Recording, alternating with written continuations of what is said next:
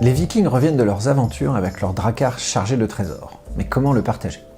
Ils ont inventé une sorte d'Olympiade, des grands jeux de force et d'adresse, qui vont leur permettre de savoir qui est le plus méritant. Dans ce jeu, ce sera donc un chacun pour soi, mêlant moitié adresse, moitié stratégie.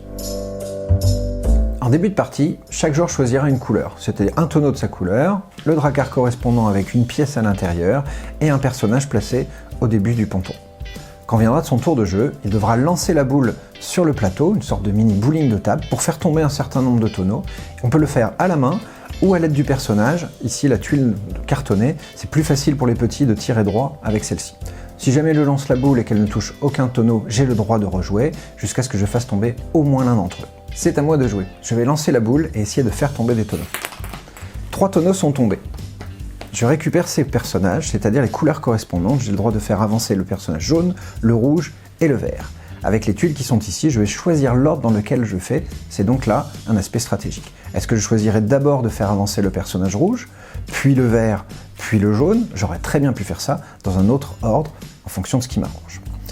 Les tonneaux que j'ai fait tomber vont être donnés au joueur suivant qui aura l'occasion de les replacer comme ça l'arrange. C'est-à-dire que si on a par exemple le joueur bleu, qui a tout intérêt à faire tomber son tonneau pour rentrer en jeu, va pouvoir choisir comment est-ce qu'il place les autres. S'il trouve que vert est trop bien placé, il peut le mettre à côté de lui pour le faire tomber. Si rouge, pour l'instant, ça l'arrange très bien qu'il soit comme ça, il peut tout à fait préparer son tir par là-bas en évitant les autres tonneaux. Vous avez accès en fait à tous les emplacements qui sont ici pour choisir où vous allez poser vos tonneaux et donc préparer votre tir. Durant la partie, nos personnages vont donc, sur un principe de saute-mouton, avancer au fur et à mesure et en sautant les emplacements les uns les autres, toujours récupérer la première case de libre disponible sur le plateau.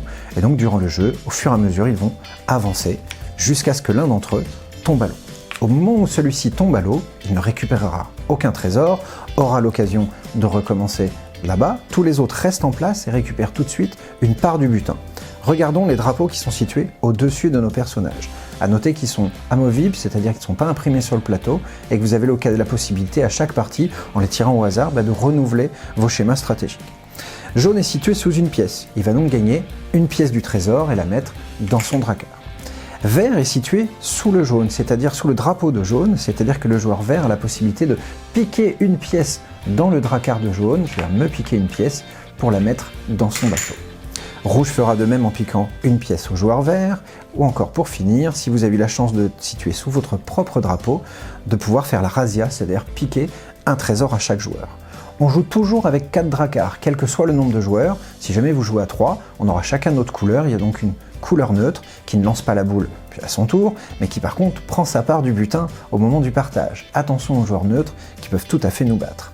La partie va durer au fur et à mesure de chaque passage, à chaque fois que les gens tombent à l'eau et qu'on récupère des trésors, jusqu'à ce que tout le trésor principal ait été récupéré, et nous aurons notre joueur le plus riche qui remporte la partie.